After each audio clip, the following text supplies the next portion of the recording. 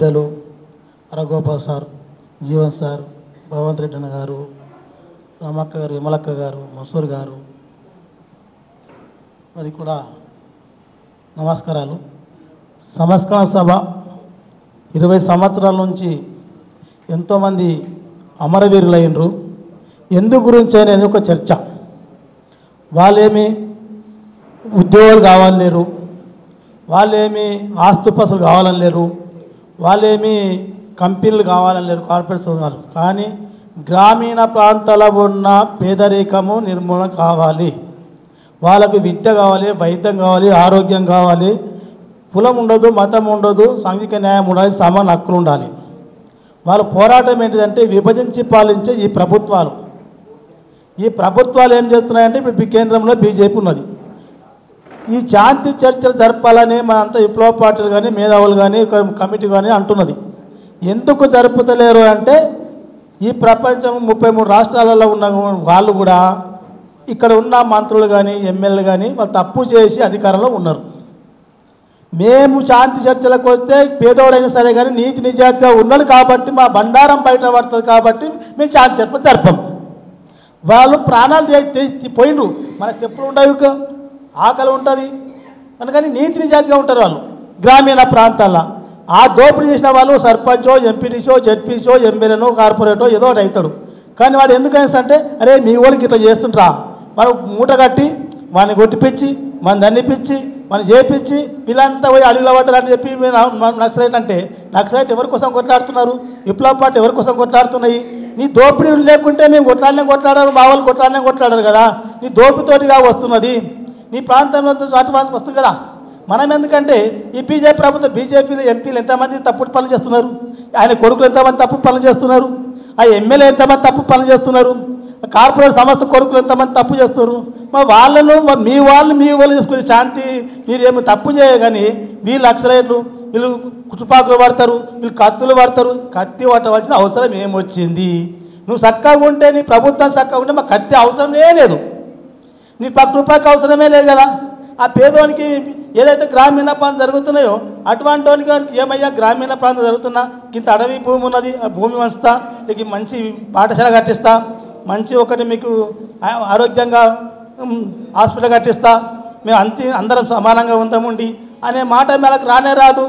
ఎట్లా దోపిడీ చేద్దాం, ఎట్లా లక్పతి అయిదాం, ఎట్లా వాడిని మర్డర్ చేపిస్తాం, ఎట్లయితే వాడిని పేదలను ఒకటి కాకుండా చేస్తామని చెప్పి విభజించే పాలించే ప్రభుత్వాన్ని ఒడగొట్టాలి. ఒడగొట్టంటే మనం అంటే ఆనాడు మనకు రూపాయికో 2 రూపాయలు కాకుండా బీరో ఒక మటనో బిర్యానో పెట్టి ఓట్లు వేయించుకొని అయ్యా మా కొడుకుకు ఉద్యోగం కావాలంటే ఆయన పుణ్యానికి వేసిన 6 కోట్లు మళ్ళీ ఉల్టా మనకే వస్తున్నది. అందుకే శాంతి చర్చ జరపరు, వాళ్ళు జరపరు. ఈ ఉద్యమాలు ప్రపంచంలో భారతదేశంలో ఉన్న మానవులు ఉన్నన్ని రోజులు ఈ ఉద్యమాలు ఉంటాయి, పోరాటం ఉంటాయి. వాళ్ళ ప్రభుత్వాలంతా శాంతి బీజేపీ ప్రభుత్వం ఈనాడు ఇప్పుడు ఇవాళ కొత్తగా వచ్చింది కాదు. నెలీను మార్కెట్ ఎంతోమంది రాసిన గ్రంథాలు ఉన్న పుస్తకాలు అంబేద్కర్ రాసినవి ఉన్నాయి. అవన్నీ పక్కకెట్టి నీ కొత్త ప్రపంచం చేస్తాం, కొంత మార్పు చేస్తామంటే నీవెంతయ్యా నీ అమ్మని ఒక మాటికి వచ్చి ఎలా రామం పేరు మీద ఓటు వేసుకొని వేస్తున్నావు. కానీ మా పేదోళ్ళకంతా కూడా మేము అడిగేది ఏంది? అయ్యా మా బతకనికి ఇంత భూమి ఇయ్యి, ఇంకో ఉద్యోగం ఇయ్యి, ఇంత ఇల్లు ఇయ్యి, ఇంత నీడ ఇయ్యి అంటే అవి ఇయ్యవు. కానీ నీ కార్పొరేట్ సంస్థలకు భూములను దానదత్తం చేస్తావు, నీ ప్రైవేటీకరణ చేస్తావు, అన్ని పాఠశాలలు చేస్తావు, అన్ని ప్రైవేటీకరణ. ఇంకా నువ్వు ప్రభుత్వం ఉన్నట్టేమున్నది ఇక్కడ? నువ్వు బుర్రరేవులు ప్రైవేట్ అయిపోయాయి, విమానాలు ప్రైవేట్ అయిపోయాయి, రైల్వే ప్రైవేట్ అయిపోయాయి, కార్మిక ఉద్యోగులు అడిగి వస్తాయి. ఇక అందుకే విమానాలు గుద్దుకుంటున్నాయి. అందులో సరి అయిన మేధావులు ఉండరు, సరి అయిన మెయింటెనెన్స్ ఉంటుంది, సరి అయిన అవే గుద్దుకుంటాయి.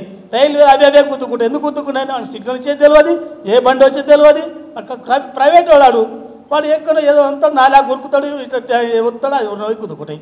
అట్లా రకంగా ఉన్నాయి. కాబట్టి ఇక్కడ సమాజం మారాలంటే మళ్ళీ విప్లవ పార్టీలు గ్రామీణ ప్రాంతాల నుంచి పేదవాళ్ళంతా కూడా మనమంతా ఐక్యతమైపోయి వాళ్ళకు దోపిడీదారిని అరికాడి గ్రామాల వద్ద అంతనే మన మీద అయ్యన్న అన్నినట్టు ఇందని అంటే కావాలి. మెయిన్ అక్కడ జరుగుతుంది. కాబట్టి ఈ పైన అంటే వాళ్ళు పోతున్నాడు, తంతుడు పోతుడు కొడుతున్నాడు, వాడు పోయేమో ఎమ్మెల్యే దగ్గరనో ఎంపీ దగ్గర వాడు ఫోన్ చేస్తాడు ఎస్పీకి, అయ్యా పలానా గ్రామంలో ఇట్లా వాడు ఎదురు తిరుగుతుడు మా పేదోళ్ళకు వాడిని కొట్టు అంటే పోలీసులు పోయి కొడతాం. ఆ దోపిడీ ఎందుకు చేసిండు అనేది మాట రాదా? ఎమ్మెల్యే ఫోన్ చేసిండు భయ్, ఎంపీ ఫోన్ చేసిండు, నువ్వు చేస్తామని చెప్పి పాలన కొడతారు.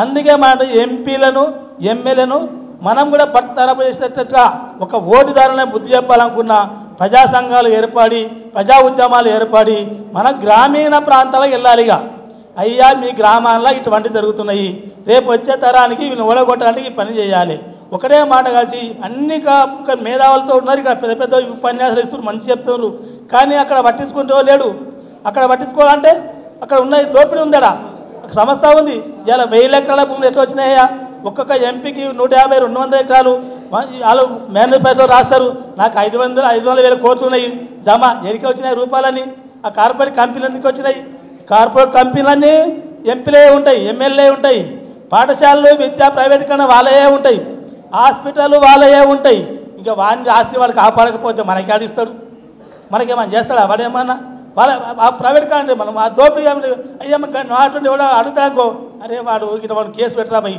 వాడిని ఇరుగుతున్నాడు వాడిని ఏదైనా చేసి ఇప్పుడు ఎంత సరెక్ట్ ఎలా 2004లో శాంతి చర్చ జరిగినప్పుడు కాశీగూడలో పోయి రైలు కోసం ఏర్పాటు చేస్తే ఎత్తుకపోయి చంపేసిరి వాళ్ళు ప్రజల్లో ఉన్నాను అన్నావు మా గుడాలలో ఉన్నాను మేము ప్రజల్లో ఉండకపోతే మేము ఏడ ఉంటున్నాం స్వసతి లేదు అడవిలో గుడిసె వేసుకొని ఆ గుడాలలో ఉంటున్నాడు ఆదివాసులలో ఉంటున్నాడు అటు ప్రజల్లో ఉన్నట్టే కదా నీకేం భయము వాడు ఏంటో బతుకుతున్నాడు వాడు బతుకనీయకుండా వాడిని తీసుకుపోయి నువ్వు చంపడమేంది వీని తీసుకుపోయి చంపడమేంది దోపిడీ నీది అధికారం నీకున్నదని చెప్పి నీవు చేస్తున్న దోపిడీ కానీ వాళ్ళు చేస్తలేరు వాళ్ళని రెచ్చగొడుతున్నావు నువ్వు వాళ్ళు కూడా మిగిలింది వాళ్ళ సమస్య వాళ్ళ పనే వాళ్ళు చేసుకుంటున్నారు వాళ్ళ లెక్కనే వాళ్ళు చేసుకుంటున్నారు వాళ్ళు ఏదో చేసుకుంటున్నారు కానీ వాళ్ళను పామేసి కాటినట్టుగా కాపలా కాసి నువ్వు కొడుతున్నావు ఎందుకు నీకేమి అధికారం ఉన్నది నువ్వు చక్కదిద్దుకో ముందు నువ్వు ఒక ప్రభుత్వాలు ఏర్పాటు చేస్తుంది ఆయన మనము చేస్తాడు ప్రమాణ స్వీకారం గెలిచినాక నేను అందరికి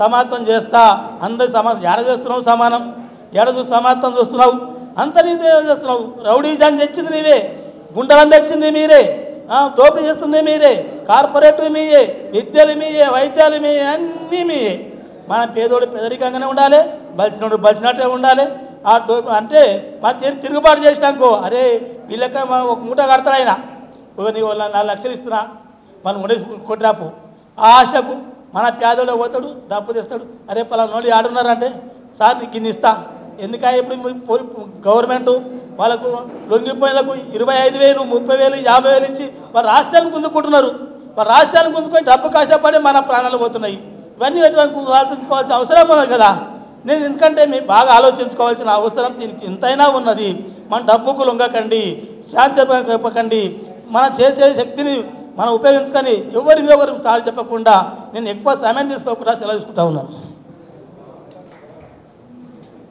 థ్యాంక్ యూ.